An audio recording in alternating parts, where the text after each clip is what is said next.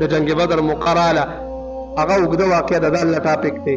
رسول الله د مدینې نه راووتی د بدر خواته راغی، قافلې پسې راغی د ابو سفیان او قافلې والو مکې مکرمې ته کس راولېږه او اوښلې شونډه زخمي کړله چې ابو جهل ته ووایه چې ګوره د ټولې قافلې مال دې لاړه.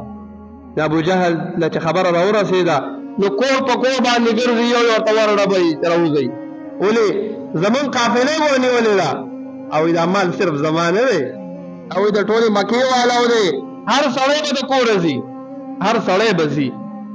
نو ابو جهل کسان جمع کول او دا خبره او دې فیصله په دې کړې وه چې په دې قافله کې څومره مال کې څومره ګټه وشوله، دا ټول په ټوله دا ګټه به د مسلمانانو خلاف استعمالو. نو دا ابو جهل راغی، امیه ابن خلف پسې ور ورته وړو، باباجي راځه ګوره مدینې والا راوتي دي، هغه زموږ دشمن او زموږ لارې نیسي.